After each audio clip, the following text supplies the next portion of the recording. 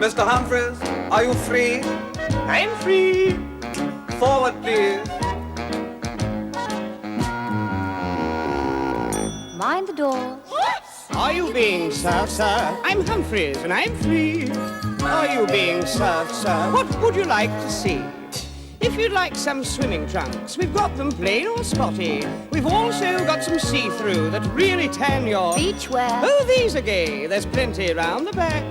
And if you'd like a bit of flash, then try a plastic Mac. Are you being served, sir? I'm Humphreys, and I'm free. Are you being served, sir? What would you like to see?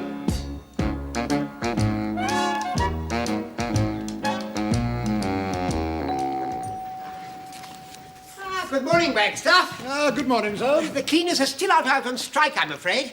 I thought your people were coming in early to get the place cleared up. Oh, they're already here, sir. They're just changing into suitable attire. Good morning, Mr. Dunkley. Well done, Mr. Mankiewicz. That's the spirit. I've done this already today for Mrs. Mankiewicz. It's too bad, you know. They've nicked the vacuum cleaner. Yeah, we'll just do the treads of the stairs for now. You can do the main carpet in your coffee break. What are you going to do? Well, like as usual, he's going to tell us what to do. Malcolm Fraser was right. There's no communication between management and workers. I shall take care of my own area.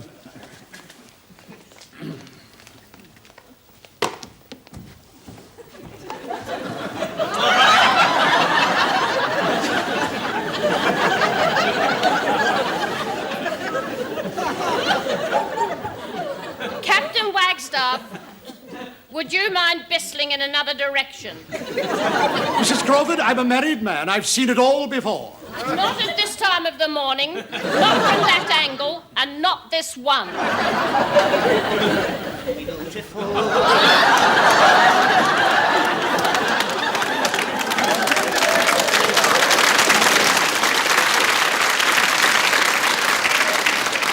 Mr. Humphreys, take off that ridiculous scarf. But Captain Don't Wagstaff... argue with me. Take it off. As you wish.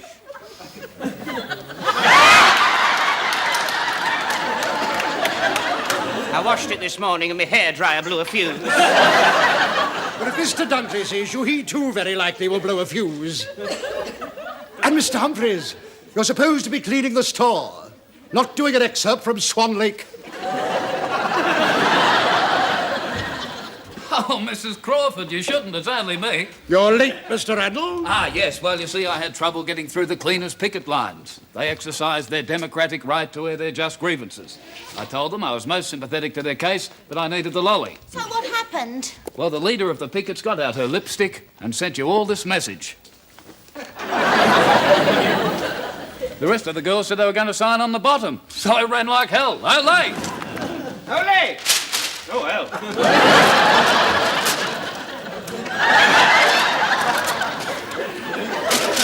Mr. Humphreys, cover that up. Mr. Dunkley will be here in a minute.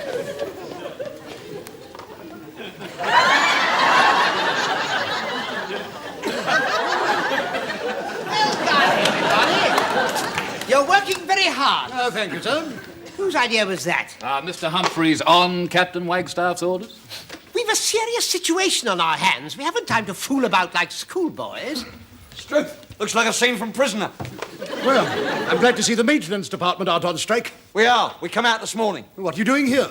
We renegotiated ourselves as outside contractors for double pay. I wish we could do something about our money. You want to get a powerful shop steward behind you to show you how to flex your industrial muscle. We can all live in a dream world.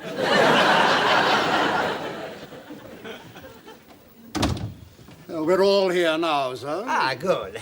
But I thought I'd get you all together to let you know the strike has been settled. Oh, did all the parties go to the conciliation department? No, that was our intention. Unfortunately, they too were on strike for better pay for arbitrators. However, young Mr. Bone came up with a compromise solution. He paid up.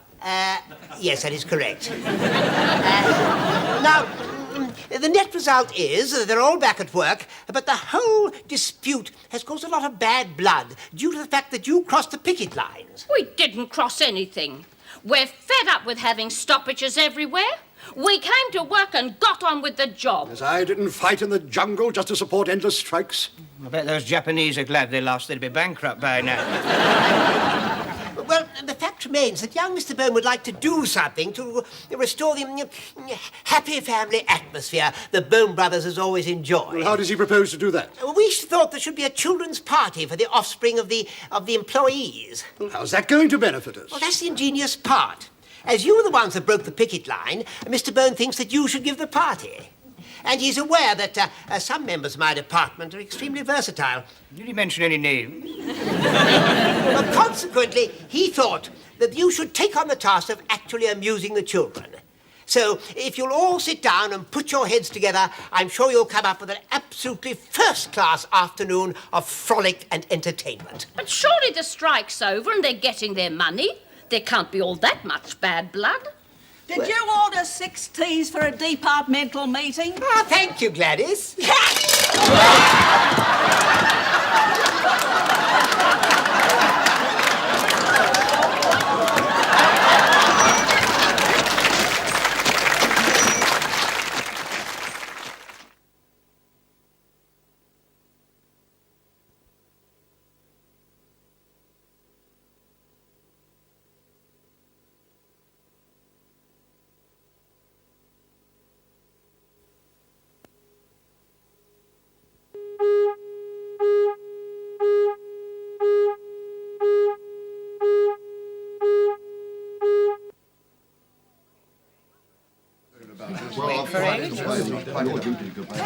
Right. Who's the boiled egg with an herring? I'm the herring. Here, all I've got's the head. Spaghetti bolognese? That's mine. Shepherd's pie, chips and peas. Thank you. Where are the peas? Under that chip. Minute steak. Much obliged. Rissoles. Pasty. Excuse me. I was the rissoles. And I was the pasty. Oh, please yourselves. I say, I suppose it's the wrong time to tell you I can't get the sauce out the bottle. Allow me.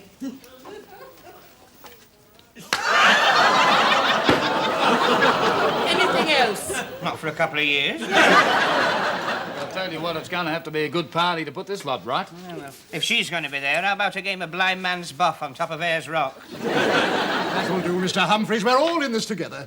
Now let's look at this from the children's point of view. After all, we were all children once. It's the time I liked this was when I used to sit on my mother's knee and she told me fairy stories. I think that coloured my whole life.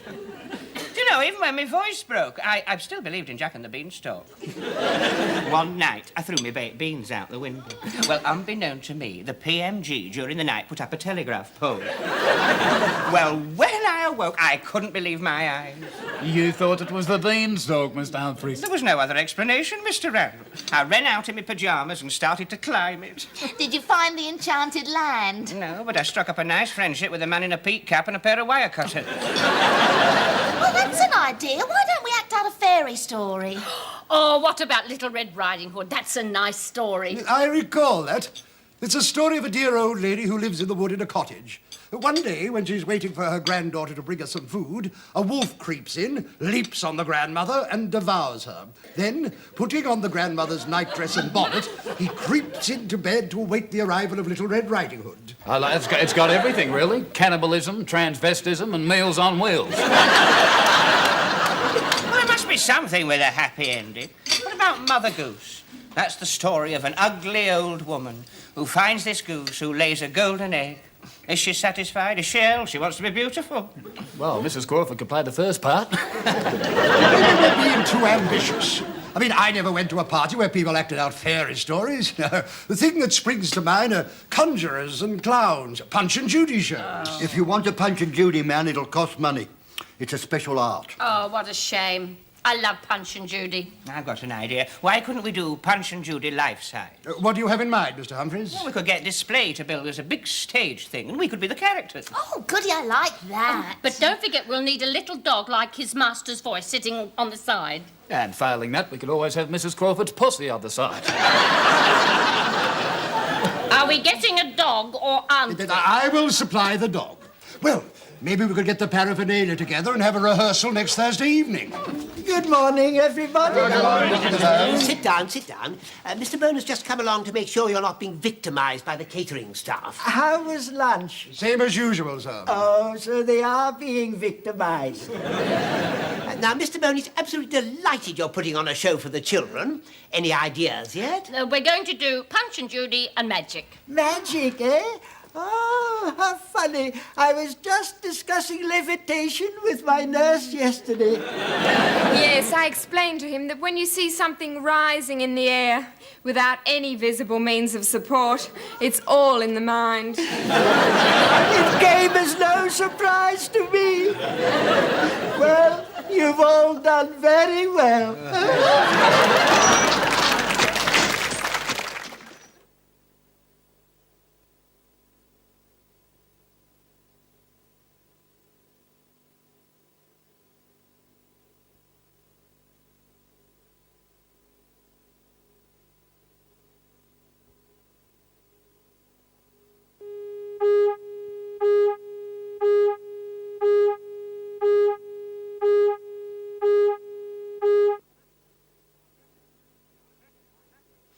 Here we are, sir.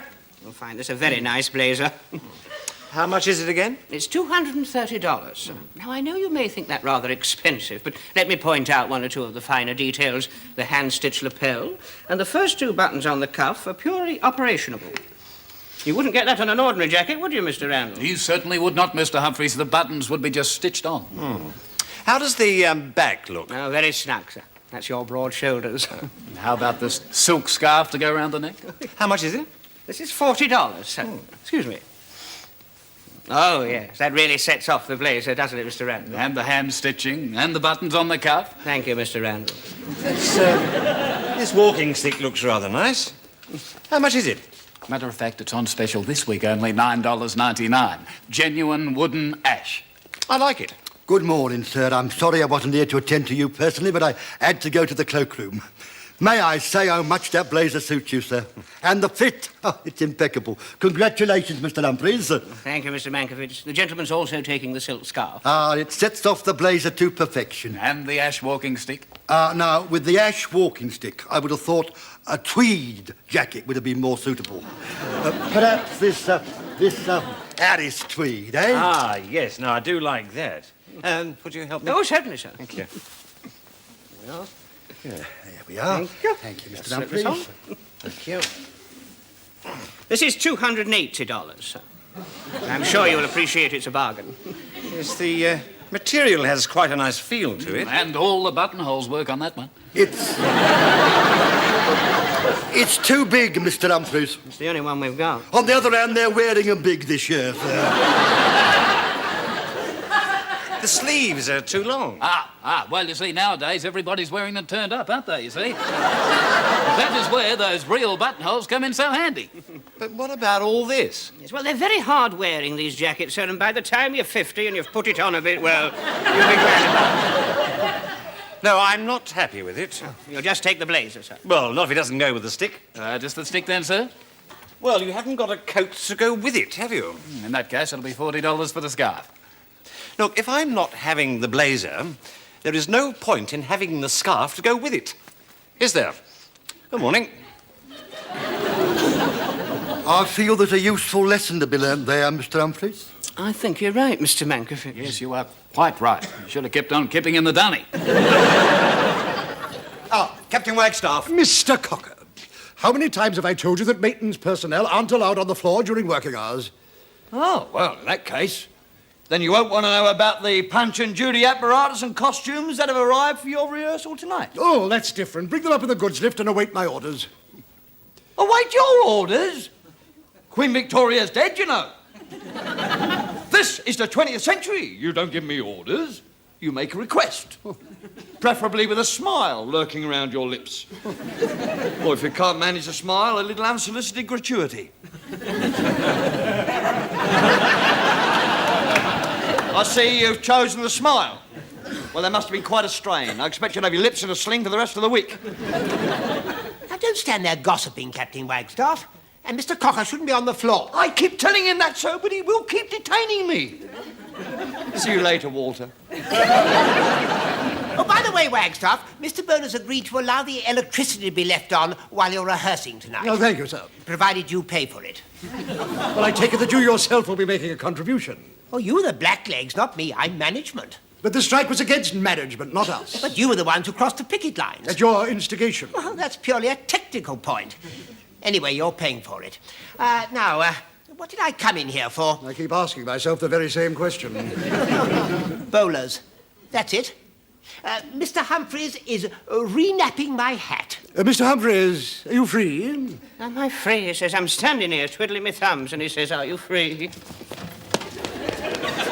Don't rush, Mr. Humphreys. At Bone Brothers, we walk in a dignified manner. Now go back and approach me again. What, from over there? From over there.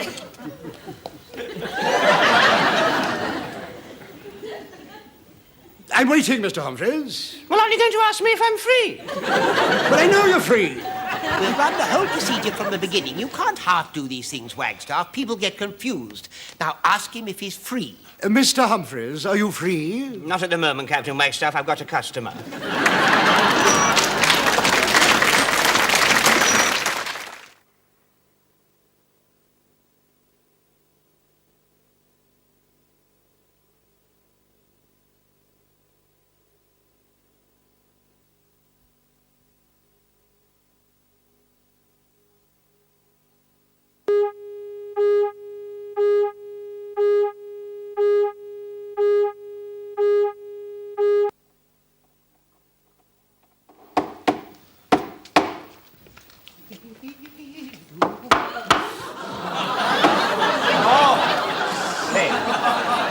That's marvellous, Mr. Cocker. Now, on the night, we'll have flowers and plants and things.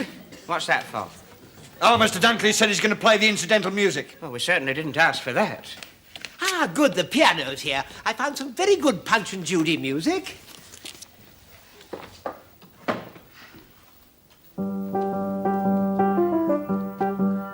Mr. Dunkley. Mr. Dunkley! We haven't decided what we're going to do yet. Well, when the time comes, you can rely on me to come up with something appropriate. If you don't like it, you only have to say. Thank you, Mr. Dunkley. Gather round, everyone. Mr. Humphreys has done some research into the background of Punch and Judy. Mr. Humphreys, would you like to take the floor? Yeah, thank you. Now, Mr. Punch is a clown and he's always in trouble. Oh, that sounds like a good part for you, Mr. Randall. Now, which of you two ladies would like to play Judy? Oh, as senior sales lady, I think I should play Judy. Judy is a young, innocent waif. Do you see yourself as a young, innocent waif? Well, it's only make-believe. Yes. Not to the point of incredulity. Furthermore, Judy is madly in love with Punch, played by Mr. Randall. You can have the part, Miss Buxton. I don't have to kiss him, do I? Well, it's only pretend. Oh, you can say that again. Now, I need a butcher with pork sausages. Well, don't look at me. They're only pretend sausages. Is it a major role? I'll play it if it's not a small part. Ah, well, I need someone to frighten the children, so I've got you down as the devil, the hangman, and the policeman. Just a minute. What about me? Well, there's only one lady's part, and that's gone. Oh, can't I play a policewoman?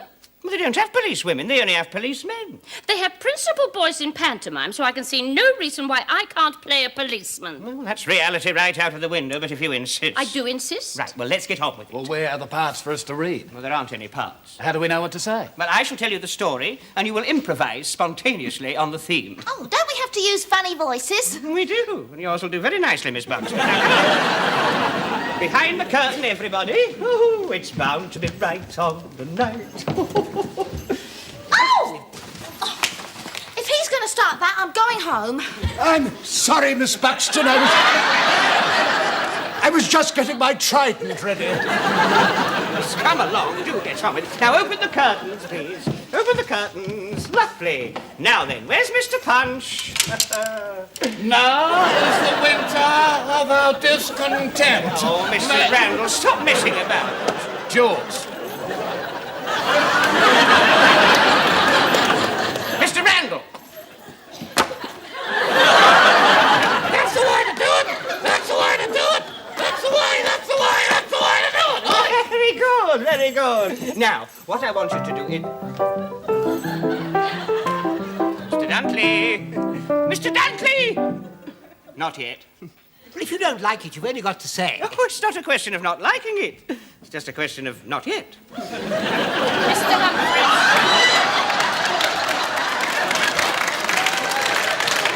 Can we get on? Crouching down behind here is doing my back in. Mrs. Crawford, why are you wearing a funny nose? Because I'm a funny policeman. You are not a funny policeman. You're making a mockery of the whole thing. The children are supposed to hate you. They cheer Mr. Punch and they hate you. Why do they hate me? Because you keep hitting Mr. Punch over the head with your truncheon. Oh, well, that's one consolation. Oh, look, will you? I think Mrs. Crawford should take her lipstick off as well. I mean, whoever's seen a policeman wearing lipstick? Ah, mind you, the circumstances were most unusual. These sausages look more like chipolata. Will it make any difference to the plot? I shouldn't think so. And the butcher's supposed to have a funny nose. Where is it? I couldn't fit it on. Now, where's Judy? Here I am. I've got a bone to pick with you. Yes. I'm supposed to have a baby, aren't I? That's correct. Well, Soft Toys didn't have one, and they sent up this factory reject chimpanzee. Look. I thought you said she was meant to be an innocent young girl. What's she doing with a baby? Well, we won't go into that, but you're the father. No wonder it looks like a chimpanzee. Very odd. Mr. Dunkley. Mr. Dunkley! That's monkey music. I know. Not yet? Never. Now, we'll go straight from the top. I will tell you the story. Now, Mr. Punch is madly in love with Judy, and he's off to buy some sausages, so he kisses her goodbye. Goodbye, Judy. I'm going to buy some sausages. Give us a kiss. Give us a kiss.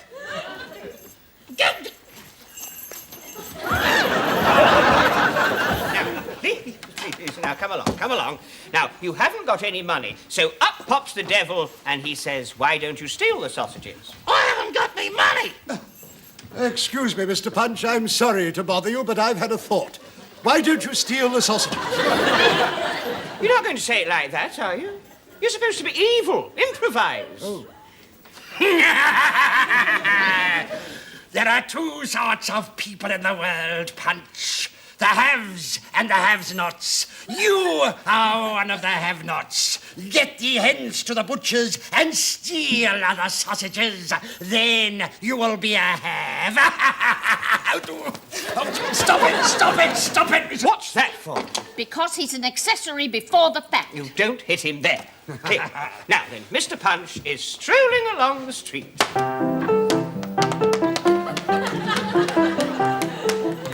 Mr. Dunkley! Not yet? You get to the butcher's and you knock on the door.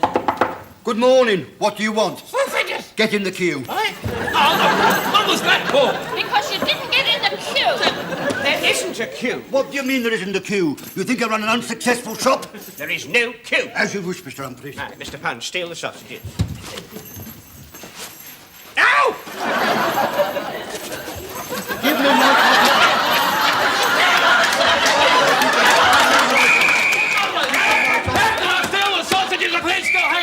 You think I stand idle while someone tried to steal a pound of my best quality chipolata? I was saving them for a very special customer. Mr. McAfee, don't get carried away with your role. It's only make-believe. You're not a bloody butcher, you know. You think they're my fare. It's sausages. They're mine.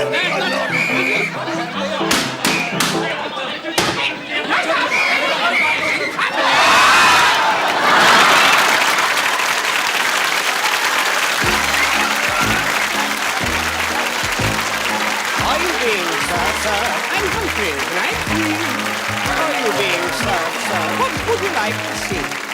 If you'd like some swimming trunks, we've got them plain or spotty.